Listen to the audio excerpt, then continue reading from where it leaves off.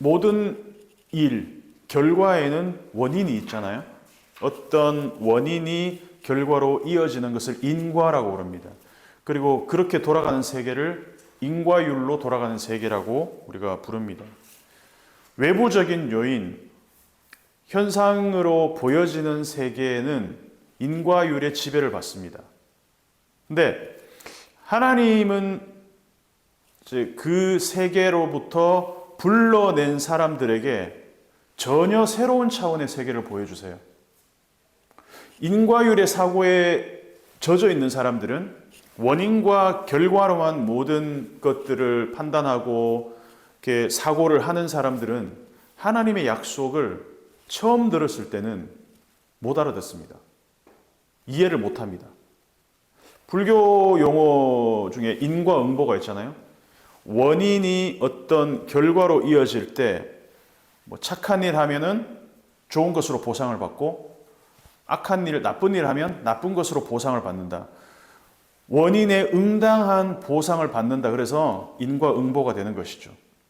그래서 인과율을 믿고 사는 사람들은 약속을 따라 사는 세계로 절대로 못 들어갑니다. 왜? 인과율은 원인에서 결과가 도출되기 때문에. 나이가 70이 넘어갑니다. 폐경이 찾아옵니다. 근데 그런 사람은 아이를 가질 수 있다는 희망 자체를 포기합니다. 왜냐하면 인과의 세계에서는 폐경이 접어드는 순간, 폐경이 찾아오는 순간 아이를 갖는다는 것은 불가능한 얘기죠. 그래서 하나님이 이런 종류의 약속을 딱 하십니다. 너의 자녀를 통해서 복을 얻게 된다. 뭐 이런 얘기를 할 때 그 말이 귀에 잘 들어오지 않아요. 황당한 얘기로 들리는 것이죠. 인과율을 따라서 사는 사람들은 이런 얘기를 들으면 비웃습니다. 그래서 사라가 사례일 때 이런 얘기를 하나님이 하시는 얘기를 듣고 웃었어요. 그래서 재밌게도 그 아이의 이름이 나중에 출생한 다음에 웃음이 되는, 이삭이 되는 것이죠. 예수님은 하나님의 아들이시니까 약속대로 사람들을 불러내시는 장면들이 많이 있습니다. 그래서 예수님 역시 약속의 이야기, 약속의 내러티브를 만들어 가시는 분이기 때문에 예수님 탄생부터 인과율하고는 전혀 거리가 멉니다.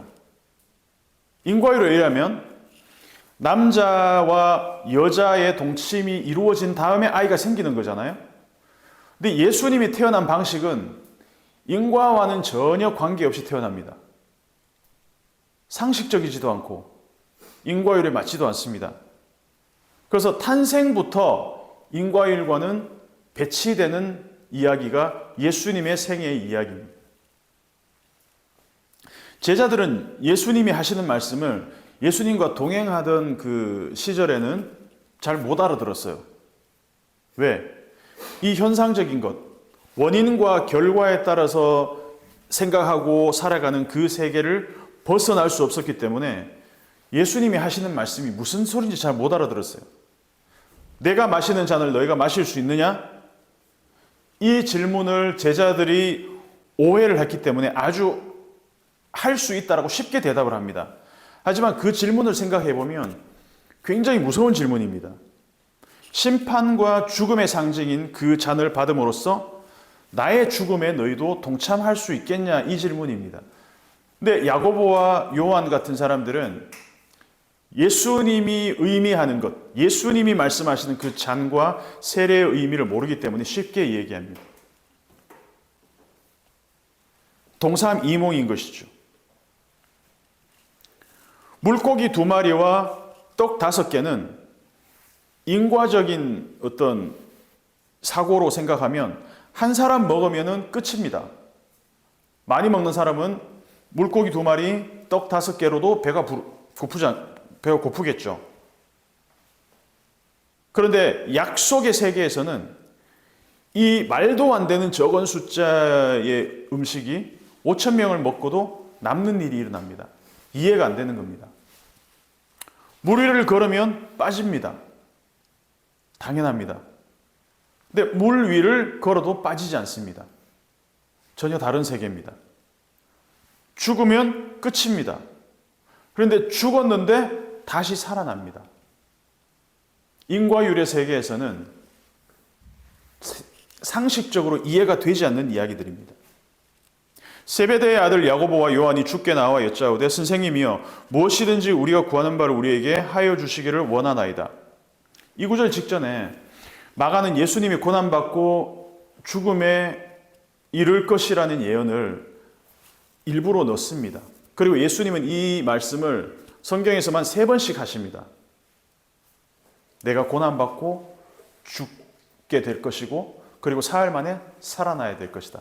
제자들이 헷갈립니다. 무슨 말이야? 고난을 받고 죽었는데 어떻게 사흘 만에 살아나? 일단 죽는 것 자체에 대한 거부감 때문에 제자들이 이걸 현실로 받아들이려고 하지 않습니다. 34절을 보면 오늘 본문 앞절을 보면 그들은 능욕하며 침뱉으며 채찍질하고 죽일 것이나 그는 3일 만에 살아나리라 하시니라. 자, 34절을 보면서 인과의 세계에 사는 사람들에 의하면 능욕하며 침뱉으며 채찍질하고 죽일 것이나 여기서 다 끝나야 됩니다. 죽음에서 끝나야 돼요. 그런데 하나님의 불러내시는 약속의 세계에서는 무덤이 열리고 죽은 자를 다시 불러내어 생명의 부활체로 새로운 세계로 다시 만들어갑니다. 죽일 것이다 에서 끝나야 되는데 이 인과의 세계에서 약속의 세계로 딱 넘어오는 순간 34절 죽일 것이나 그는 예수님 자기 자신이죠. 그는 3일 만에 살아나리라. 이거는 전혀 다른 차원의 약속의 세계를 볼 수 있는 자에게 받아들여지는 이야기라는 것이죠.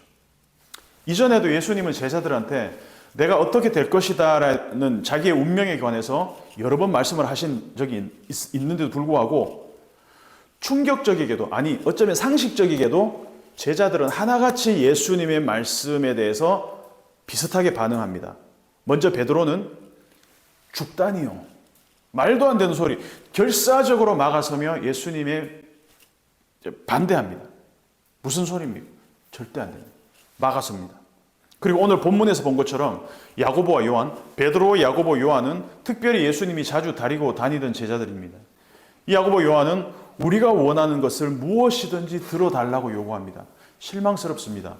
베드로도 실망스럽고 야고보도 실망스럽고 요한도 실망스럽습니다.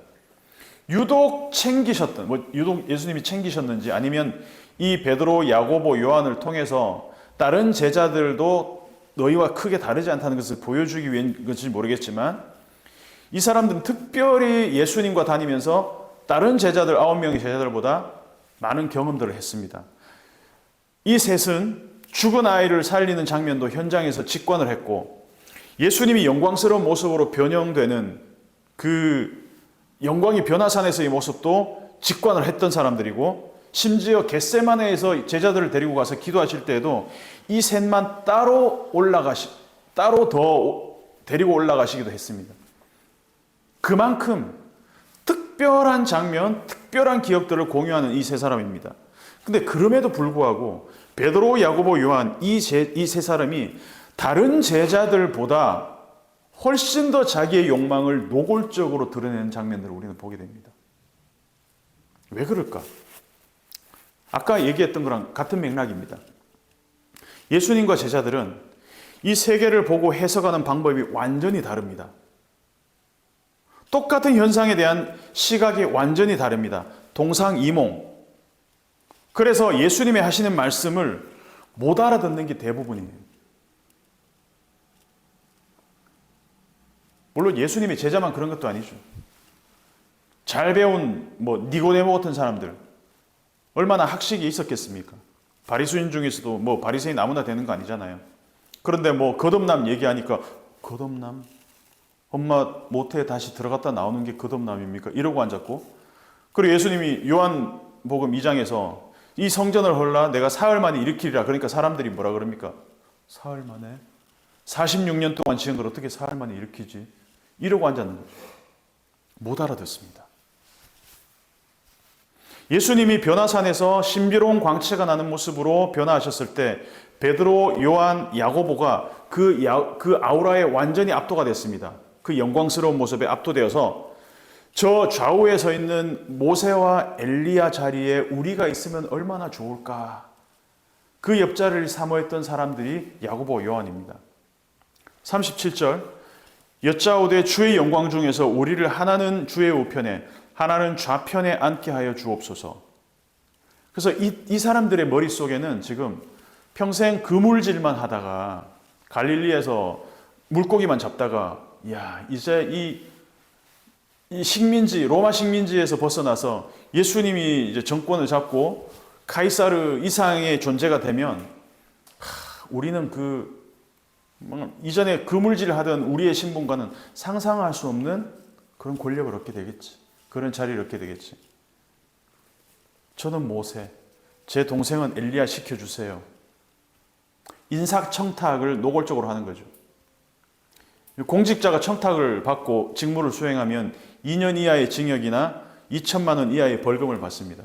그런데 이 인사청탁을 야고보와 요한도 그랬지만 얘네들 엄마, 세베대의 아들의 엄마니까 세베대의 와이프죠. 이 사람이 청탁하는 장면이 나옵니다.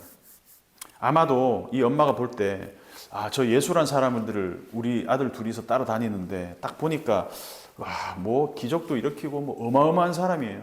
그래서 아마 이스라엘의 뭐 왕뿐만 아니라 로마도 그냥 집어삼킬 정도의 사람이 되지 않을까. 그러면 우리 아들 둘 옆에 딱 있으면 뭐 끝난 거죠. 더 이상 어부 집안이 아니라 우리 집도 이제 출세하는 거죠. 그런 기대감이 있었어요. 그래서 예수님이 곧바로 물어보십니다. 그 얘기를 듣고 38절 예수께서 이르시되 너희는 너희가 구하는 것을 알지 못하는도다. 내가 마시는 잔을 너희가 마실 수 있느냐? 있으며 내가 받는 세례를 너희가 받을 수 있느냐? 이 잔이란 것은 구약에서는 진노, 심판, 고난을 의미합니다.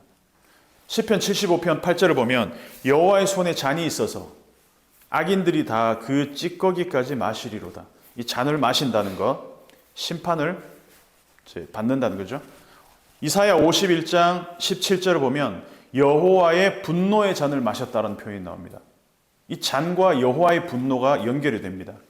예레미야 25장 15절을 보면 이 진노의 술잔을 받아서 모든 나라로 하여금 마시게 하라. 심판의 잔입니다. 그리고 세례라는 것은 죽음을 상징하죠. 물에 잠기는 행위 자체가 물에 계속 잠겨 있으면 죽잖아요. 물에 계속 잠겨 있으면 죽지만 그 물에 있다가 나오면 어떻게 됩니까? 죽었다가 다시 살아나는 것이죠. 그래서 모세가 이스라엘 백성들을 이끌고 홍해를 지나가는 것을 바울은 세례라고 표현했습니다. 죽었다가 다시 살아나는 것. 새로운 세계에 들어가는 것. 너희들은 그 자리가 어떤 자리인 줄 알아? 나와 함께 죽는 자리야. 내가 마시는 잔을 너희가 마실 수 있어? 근데 이 말을 야고보와 요한이 알아들었을 리가 없잖아요. 39절을 보면 그들이 말하되 할 수 있나이다. 예수께서 이르시되 너희는 내가 마시는 잔을 마시며 내가 받는 세례를 받으려니와 내 좌우편에 앉는 것을 내가 줄 것이 아니라 누구를 위하여 준비되었든지 그들이 얻을 것이니라. 어떻게 보면 이 원고에는 없지만 내가 그 잔을 받겠다라는 말이 이 사람들이 생각하는 잔의 의미는 다르지만 결과적으로는 그 잔을 받게 되잖아요. 야고보도 그렇고 요한도 그렇고 예수님의 12제자 가론 유다를 제외하고는 모든 제자들이 예수님의 그 고난에 동참하게 됩니다. 자기 실현적 예언이 되는 거죠, 결국은. 만약에 이 잔과 세례가 어떤 의미인지를 알았더라면 야고보와 요한이 씩씩하게 마실 수 있습니다라고 말할 수 있었을까? 반면에 예수님은 이 잔이 어떤 잔인지 알고 있었습니다. 이 잔의 무게가 어떤 건지 알고 있었어요. 그래서 야고보와 요한은 우리 잔 마실 수 있어요. 잔 받을 수 있어요로 얘기했는데 예수님은 오히려 반대로 이 잔을 받지 않았으면 좋겠습니다, 아버지. 마태복음 26장 39절 조금 나아가서 얼굴을 땅에 대시고 엎드려 기도하여 이르시되 내 아버지여 만일 할만하시거든 이 잔을 내게서 지나가게 하옵소서. 그러나 나의 원대로 마옵시고 아버지의 원대로 하옵소서. 이 잔이 얼마나 무섭고 끔찍한 잔인지 알면은 못 마십니다. 예수님은 우리와 같은 연약한 몸으로 오셨기 때문에 자기가 어떻게 죽어야 될지를 너무 잘 알고 계셨습니다. 아버지여, 할만하시거든 이 잔을 내게서 지나가게 하옵소서. 그러나 나의 원대로 하지 마옵시고 아버지 원대로 하옵소서. 야고보와 요한은 우리가 원하는 것을 들어달라고 했고, 예수님은 내가 원하는 게 아니라 아버지가 원하는 뜻대로 해달라고 기도했습니다. 기도라는 것은 내 의지를 끝내 관철시키는 것이 아니라 주님의 뜻이 나를 통해 이루어지는 그 과정을 찾아가는 것이죠. 제가 서두에서 말했던 것처럼 외부의 현상만 보고 살면은, 그 현상만 집중해서 살면 내면의 세계, 본질 세계가 어떻게 흘러가는지 전혀 보지 못합니다. 예수님 옆자리에 선 저 모세와 엘리야, 세상 권력의 센터로 급부상하고 계시는 저 주님의 옆자리에 서면 이 세상에 무서울 것이 없지 않을까. 그래서 주의 영광 중에서 우리를 하나는 주의 우편에 하나는 주의 좌편에 앉게 하여 주옵소서. 인과를 따라가는 사람들은 저 영광의 장면밖에 기억하지 못합니다. 그런데 예수님이 제자들에게 인자가 영광을 받아야 하겠다라는 말씀을 자주 하셨는데, 그 의미는 뭐냐 하면 십자가 죽음을 포함한 영광입니다. 십자가와 죽음의 길을 지나서 비로소 그 영광, 부활의 영광을 얻게 될 것이다, 이 얘기를 하는 것이죠. 하지만 제자들은 이 고난과 죽음을 생략한 영광스러운 외형만 보이는 것이죠.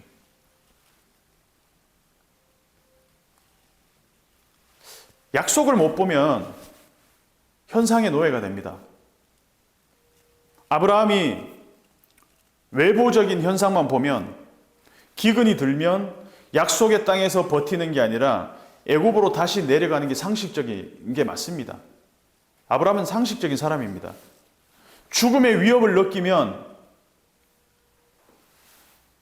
내가 이 여자를 누이라고 거짓말 치는 게 내가 생존하기 위해서 할 수 있는 선택이 맞을 수도 있어요. 그런데 약속을 보는 눈이 열리면 하나님의 약속이 실현되어지는 그 과정 전체가 보이기 시작합니다. 그래서 창세기 22장은 그 분기점이 되는 사건입니다. 아브라함과 사라가 이 인과를 따라서 살아가던 삶에서 점점 약속의 이 세계가 눈이 열리기 시작하는 그 결정적인 포인트가 창세기 22장이라는 것이죠. 인과를 따라 살면 어떻게 됩니까? 이 아이를 죽이는 순간 그냥 끝나요, 모든 게. 그런데 약속을 보는 눈이 열리기 때문에 어떻게든지 하나님이 이 아이를 살려내시겠구나. 그래서 이삭을 번제로 바칠 수 있게 된 겁니다. 출애굽, 약속을 못 보면 현상의 노예가 되는 건 당연한 진리입니다. 현상 세계에서 나한테 밥 주는 사람이 주인이잖아요. 밥 주는 힘을 가진 자에게, 머리 숙여온 사람들에게 자유는 배부른 소리입니다. 사람들은 자유 좋아하지 않습니다. 안정된 시스템에서 내가 굶지 않고 밥 먹는 시스템을 좋아합니다. 자유롭게 돌아다니는 것은 길냥이지만 제 시간에 보장된 먹이를 먹을 수 있는 건 집냥입니다. 애굽에서 나름대로 먹고 사는데 문제없었던 집냥이였던 이 이스라엘 백성들에게 갑자기 길냥이 되라 그러니까 좋아하겠습니까? 그래서 광야 생활했던 내내 불만이 뭐였냐? 우린 애굽에 있을 때가 좋았어. 그때가 좋았어. 이 기억의 오류가 이 사람들에게 생겨버린 겁니다. 제자도 현상적으로 보면 십자가는 저주의 상징입니다. 인과율에 따르면 죄를 지었기 때문에 그 벌로 십자가에서 죽는 거야 라는 것이 십자가를 대하는 사람들의 생각입니다. 그런데 약속을 따르는 사람들에게 이 십자가의 고난과 죽음은 영광의 종착지에 이르기 위한 간이역일 뿐이라는 것이죠. 약속을 보는 사람들에게는. 그래서 주님이 그런 얘기를 합니다. 나를 따르려거든 자기를 부인하고 자기 십자가를 지고 따라와라. 그래서 성경은 불러냄의 이야기입니다. 어둠을 빛으로 불러내시고 가라 불러내시고 아브라함을 불러서 약속의 땅으로 인도해내시고 가라 불러내시고 출애굽 애굽에 있던 사람들을 하나님이 약속의 땅으로 가라 불러내시고 우리를 죄와 사망의 그 인과율에서 허덕여 살아가는 우리를 약속의 자리로 불러내시고 성경은 처음부터 끝까지 가라 불러냄의 세계입니다. 그래서 약속이 이루어지기까지 하나님이 약속을 하시고 그 약속이 실현되기까지의 이 불확실성의 시간들, 이 불확실성의 내러티브의 맥락을 모르면 항상 지금 닥친 그 위기에만 몰두하게 됩니다. 이걸 제가 경험을 했습니다.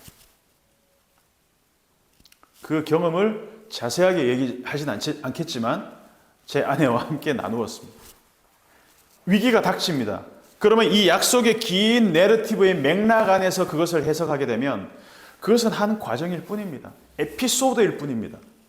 그런데 거기에 매몰되기 시작하면 무너져 버립니다. 아브라함도 그랬습니다. 저도 마찬가지고.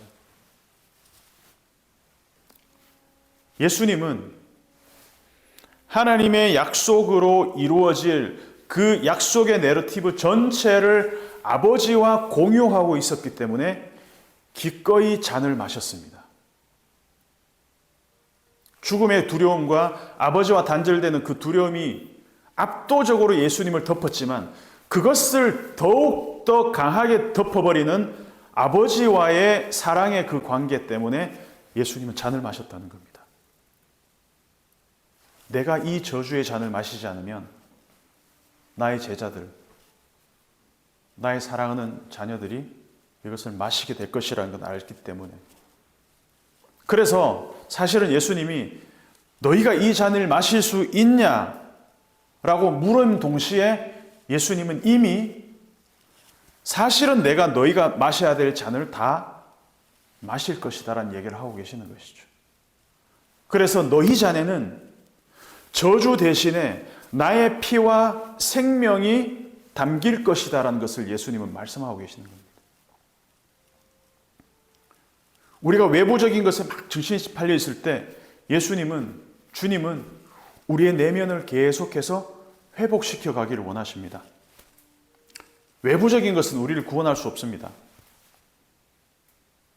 내가 좀 더 수입이 많아지고 나의 지위가 엘리야와 모세의 위치 정도의 그 자리에 올라간다 할지라도 내 영혼의 공고함을 채울 수가 없습니다.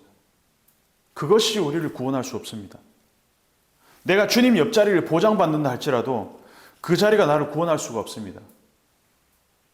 상징적으로 예수님의 오른편, 왼편에 있던 사람들은 모세와 엘리야도 있었지만 왼쪽에 달린 십자가 죄수, 오른쪽에 달린 십자가 죄수도 예수님의 왼쪽과 오른쪽에 있는 사람들이었잖아요. 그런데 예수님의 오른쪽에 서 있었다고 해서 그 사람들이 구원받는 게 아니라 예수님의 약속, 예수님의 초대, 불러내심에 응답한 사람이 구원을 얻을 수 있었다는 것이죠. 너희에게 무엇을 하여 주기를 원하느냐? 이 질문에 저는 무슨 대답을 하고 있는지 한번 일주일 동안 생각을 해봤습니다. 너희에게 무엇을 하여 주기를 원하느냐? 솔직히 주식 투자한 그 주식창이 빨간색이 되기를 원합니다. 주님, 안정적인 수입원을 저에게 주십시오. 저는 그걸 원하고 있었습니다. 내 얘기입니다. 내가 원하는 것, 내가 원하는 것이 무엇이든지 그것을 들어주십시오. 내가 이 기도를 드리고 있는 것인지, 아니면 주님이 나를 통해서 무엇을, 어떤 약속, 어떤 불러내심을 통해 주의 뜻을 이루어 가실지, 이 사이에 항상 갭이 있어요. 항상 이게 문제라는 것이죠. 나는 내가 원하는 것을 안다고 생각하지만 정작 나에게 필요한 것은 무엇인지 모른 채 살아가는 게 우리 인생이고 저의 인생입니다. 선생님이요, 무엇이든지 우리가 구하는 바를 우리에게 하여 주시기를 원합나이다. 이 기도가 내 뜻이 아닌 주님의 뜻이 이루어지기를 원합니다라는 그 겟세마네에서의 예수님의 그 기도로 치환될 수 있는 우리가 되었으면 좋겠습니다.